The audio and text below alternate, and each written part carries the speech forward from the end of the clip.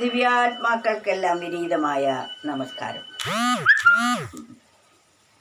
നമ്മുടെ ബന്ധുമിത്രാദികളോ മാതാപിതാക്കളോ ഭാര്യ ഭർത്താക്കളോ അതുപോലെ മക്കളോ സുഹൃത്തുക്കളോ ഒക്കെ താൽക്കാലികമായ ബന്ധങ്ങൾ മാത്രമാണ്. ശാശ്വതമായ യഥാർത്ഥമായ ബന്ധം ഈശ്വരനുമായുള്ള ബന്ധമാണ്. ആ ബന്ധത്തെയാണ് നാം മുറുകെ പിടിക്കേണ്ടത്. അതിനാൽ നമ്മുടെ ഉറ്റ ബന്ധു സർവേശ്വരനാണെന്ന സത്യം നാം ഒരിക്കലും മറക്കരുത്. ഒരു കവി നമുക്ക് പറഞ്ഞു തരുന്നു: ആത്മാസുഹൃത്തായി മാത്രം നാം ദൈവത്തെ കാണാകിലേവരും നമ്മയും സ്നേഹിക്കും.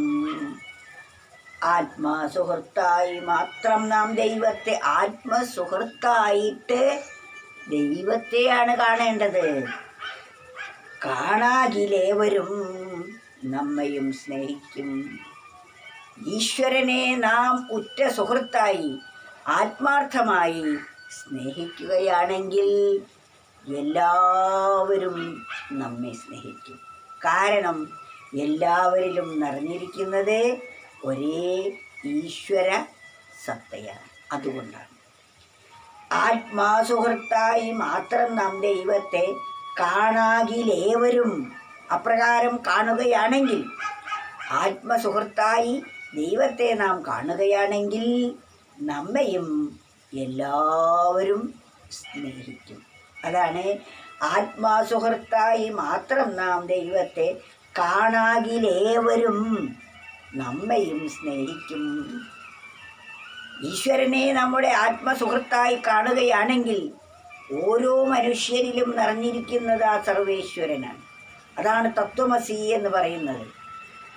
അപ്രകാരത്തിൽ നാം ഓരോരുത്തരെയും കാണുകയാണെങ്കിൽ അവർ നമ്മെ സ്നേഹിക്കും. കാരണം നമുക്ക് ഈ ലോകത്തിൽ ആരും തന്നെ ശത്രുക്കളല്ല. എല്ലാം നമ്മളിൽ നിറഞ്ഞിരിക്കുന്ന അതേ ശക്തി സ്വരൂപമായി മാത്രമായിരിക്കും നമുക്ക് കാണാൻ സാധിക്കുക. മുന്നമിക്കണ്ട വിശ്വാമശേഷവും ഒന്നായുള്ളൊരു ജ്യോതിസ്വരൂപമായി ആ സർവേശ്വരനെ ഉറ്റ സുഹൃത്തായി കണ്ട് നമ്മുടെ മനസ്സിൽ ആ ധാരണ പതിഞ്ഞു കഴിഞ്ഞാൽ മുമ്പ് കാണുന്നത് പോലെ ഈ ലോകത്തിൽ നമ്മൾ അവർ കറുത്തത്, മറ്റവർ വെളുത്തത്, അവർ വലിയവർ, ഇവർ ചെറിയവർ, അതുപോലെ വൃക്ഷലതാദികളെ ഒക്കെ വ്യത്യസ്തമായി, ഒക്കെ വേറെ വേറെ നാനാത്വമായി കണ്ടിരുന്നു. ആ കാണൽ പോയി പിന്നീട് നാം കാണുന്നത് ഒന്നായുള്ളൊരു ജ്യോതിസ്വരൂപമായി. ഒന്നായിരിക്കുന്ന ഒരു ജ്യോതിസാണ്, ഒരു പ്രകാശമാണ് ഇവിടെ ഒരു ചെടിയായി രൂപാന്തരപ്പെട്ടത്. അതിൽ നിന്നൊരു പുഷ്പം, ആ പ്രകാശത്തിൻ്റെ ഒരു നാളം, ഒരു തിരിയാണ്. അങ്ങനെ ഈ പ്രപഞ്ചം മുഴുവൻ ആ ജ്യോതിസിൻ്റെ ഒരു പ്രകാശമയമായിട്ടാണ് നമുക്ക് അനുഭവമാവുക. മുന്നമിക്കണ്ട വിശ്വാമശേഷവും ഒന്നായുള്ളൊരു ജ്യോതിസ്വരൂപമായി. നമ്മുടെ ഉള്ളിൽ ആ ഈശ്വരത്വം തെളിയാൻ തുടങ്ങിയാൽ പിന്നെ നമുക്ക് ഈ പ്രപഞ്ചം അതിൽ നിന്നും വ്യത്യസ്തമായിട്ടല്ല കാണുക. എന്നിൽ നിന്നും വേറെയല്ല, ഞാൻ ആ പ്രപഞ്ചത്തിൻ്റെ ഒരു ഘടകമായി തന്നെയായിട്ട് എനിക്ക് അനുഭവമാകും. അതാണ് യഥാർത്ഥമായ കാഴ്ചപ്പാട്. ആത്മാസുഹൃത്തായി മാത്രം നാം ദൈവത്തെ കാണാകിലേവരും നമ്മയും സ്നേഹിക്കും. അത്തരം ചിന്തകൾ നമ്മളിൽ വന്നെങ്കിൽ ശത്രുതായൊന്നുമേ നമ്മൾക്കുണ്ടാവില്ല. ആ ചിന്ത നമുക്ക് വന്നു കഴിഞ്ഞാൽ, അത്തരം ചിന്തകൾ നമ്മളിൽ വന്നെങ്കിൽ ശത്രുതായൊന്നുമേ നമ്മളിൽ കാണില്ല. അങ്ങനെ എല്ലാത്തിലും ആ ആത്മസ്വരൂപത്തെ നാം കാണുകയാണെങ്കിൽ പിന്നെ ആരാണ് ഇവിടെ ശത്രുവായിട്ടുള്ളത്? ആരാണിവിടെ അന്യമായിട്ടുള്ളത്? ആരാണ് സ്വന്തമെന്നും അന്യമെന്നും? സ്വന്തം എന്നുണ്ടെങ്കിൽ അന്യം എന്നുണ്ടാവും. ശത്രു എന്ന ഭാവം ഉണ്ടെങ്കിൽ മിത്രം എന്ന ഭാവം ഉണ്ടാവും. ശത്രു എന്ന് പറയുമ്പോൾ മിത്രം എന്നാണല്ലേ. സുഖം എന്ന ഒരവസ്ഥയുണ്ടെങ്കിൽ ദുഃഖം അതിൻ്റെ പിന്നിലുണ്ടാവും. ഇവയെല്ലാം ദ്വന്ദ്ങ്ങൾ നിറഞ്ഞതാണ്. എന്നാൽ നാം സർവത്തിലും സർവീശ്വരനെ കാണുമ്പോൾ, ആ ചിന്ത നമ്മളിൽ ഉണ്ടാകുമ്പോൾ, ഏത് ചിന്ത? ആത്മാസുഹൃത്തായി മാത്രം നാം ദൈവത്തെ കാണാകിലേവരും നമ്മയും സ്നേഹിക്കും. അത്തരം ചിന്തകൾ നമ്മളിൽ വന്നെങ്കിൽ ശത്രുതായൊന്നുമേ നമ്മളിൽ കാണില്ല. പിന്നെ ശത്രുതയൊന്നും തന്നെ നമ്മളിൽ ഉണ്ടാവുകയില്ല. സ്നേഹം മാത്രമേ നമ്മളിൽ നിന്ന് ഒഴുകുകയുള്ളൂ. ശാശ്വതമായൊരു സത്യം നമുക്കുള്ളിൽ നിത്യവും ശോഭിച്ചിരിക്കുന്നുണ്ട് എപ്പോഴും. ശാശ്വതമായിട്ടുള്ള ഒരു സത്യം നമ്മുടെ ഉള്ളിൽ നിത്യവും ശോഭിച്ചിരിക്കുന്നുണ്ട് എന്ന പരമാർത്ഥം നാം ബോധിക്കണം.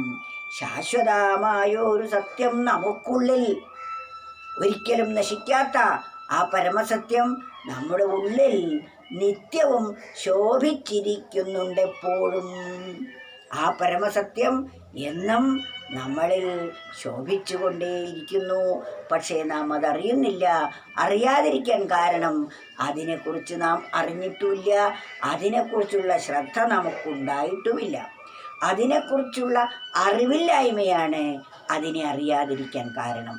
അതിനെക്കുറിച്ച് അറിവുണ്ടായി, ആ അറിവിൻ്റെ വെളിച്ചത്തിൽ നാം ഭാവന ചെയ്യുകയാണെങ്കിൽ നമുക്കത് അനുഭവവേദ്യമാകും. നാം ഒരു സാധനം നഷ്ടപ്പെട്ടു, ആദ്യം ആ സാധനം എവിടെയുണ്ടാകും എന്ന് നാം അറിയേണ്ടിയിരിക്കുന്നു. എവിടെയാണ് നമ്മുടെ ഒരു മാല നഷ്ടപ്പെട്ടു. മാല പോകണമെങ്കിൽ അതെവിടെയൊക്കെ ഈ വ്യക്തി പോയിരിക്കണം, ആ പോയ സ്ഥലത്തായിരിക്കും മാല പോയത്. ആദ്യം നമ്മൾ അറിയേണ്ടത് അതാണ്. എവിടെയൊക്കെ പോയി എന്ന് ചോദിച്ചറിഞ്ഞ് പിന്നെ നമ്മൾ ആ പോയ ദിക്കിലൂടെ തെരയുമ്പോൾ സാധനം നമുക്ക് കിട്ടുന്നു. അതേപോലെ നമുക്കാദ്യം എവിടെയാണ് ആ സച്ചിദാനന്ദ സ്വരൂപിയായിരിക്കുന്ന സർവേശ്വരൻ ഉള്ളത് എന്ന് നാം ബോധിക്കണം. അത് ബോധിച്ചു കഴിയുമ്പോൾ ആ സ്ഥലത്ത് നമ്മൾ തിരയണം. ആദ്യം അറിവാണ് വേണ്ടത്. ജ്ഞാനമുണ്ടാകുമ്പോൾ മാത്രമേ നമുക്ക് വിജ്ഞാനം ശോഭിക്കുകയുള്ളൂ. അതിനാൽ അതെവിടെയാണ് എന്ന ആ ബോധം. അപ്പം ഈശ്വരൻ എന്ന സർവത്ര വ്യാപിച്ചിരിക്കുന്ന സർവേശ്വരൻ എവിടെ എന്ന് ചോദിച്ചാൽ അതെവിടെ, ഇന്ന സ്ഥലത്ത് എന്ന് പറയാൻ പറ്റില്ല. എല്ലായിടത്തുമുണ്ട്. പക്ഷെ അതിനെ ഓർക്കാൻ ആ ഒന്നും അറിഞ്ഞുകൂടാത്ത ഒരു വ്യക്തിയോട് പറയുന്നു, ആ ഒരു വിഗ്രഹം, അതിനെ ഒരു പ്രത്യേക വിധത്തിൽ ദൈവത്തെ പ്രകടമാക്കുന്നതാണ് വിഗ്രഹം. വിശേഷ രീതിയിൽ ഗ്രഹിക്കുന്നതാണ്. യഥാർത്ഥമായ ഗ്രഹണമല്ല അതിലൂടെ നടക്കുന്നത്. ആ വിഗ്രഹത്തെ നമ്മൾ കൈകൂപ്പുമ്പോൾ വാസ്തവത്തിൽ നമ്മുടെ കൈകൾ നെഞ്ചോട് ചേർത്ത് വയ്ക്കുന്നു.